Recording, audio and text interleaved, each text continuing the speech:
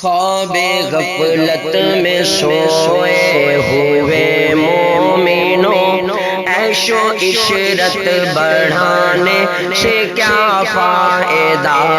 خواب غفلت میں سوئے ہوئے مومنوں، عیش و عشرت بڑھانے سے کیا فائدہ؟ آنکھ کھولو اٹھو یاد رب کو کرو، عمر یوں ہی گنوانے سے کیا فائدہ؟ عمر یوں ہی گنوانے سے کیا فائدہ؟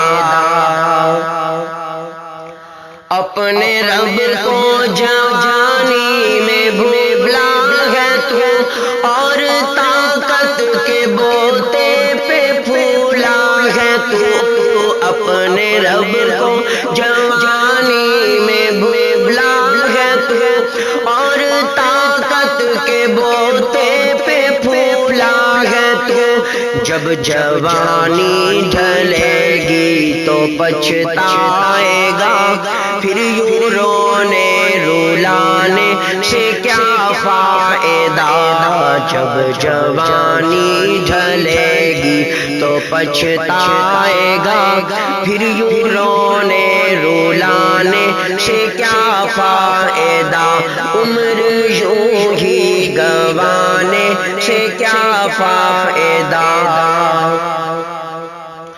تھا حکومت کا فرعون کو بھی نشہ، ظلم پر ظلم خلقت پہ کرتا رہا۔ تھا حکومت کا فرعون کو بھی نشہ، ظلم پر ظلم خلقت پہ کرتا رہا۔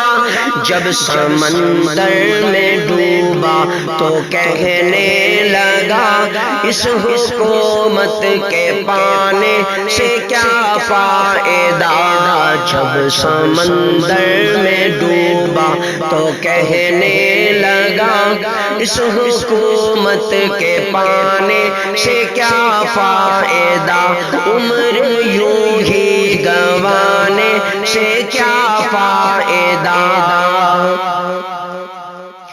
کتنا مشہور قصہ ہے شداد کا، روح جب اس کے تن سے نکالی گئی۔ کتنا مشہور قصہ ہے شداد کا، روح جب اس کے تن سے نکالی گئی۔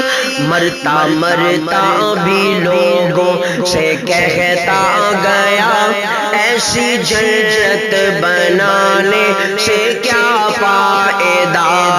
مرتا مرتا بھی لوگوں سے کہتا گیا، ایسی جنت بنانے سے کیا فائدہ؟ عمر یوں ہی گنوانے سے کیا فائدہ؟ اور مالداری میں مشہور قارون تھا، وہ مخالف تھا موسیٰ ہارون کا۔ مالداری میں مشہور قارون تھا، وہ مخالف تھا موسیٰ ہارون کا۔ جب زمین میں دھسایا تو کہنے لگا، ایسے بے جا خزانے سے کیا فائدہ؟ جب زمین میں دھسایا تو کہنے لگا، ایسے بے جا خزانے سے کیا فائدہ؟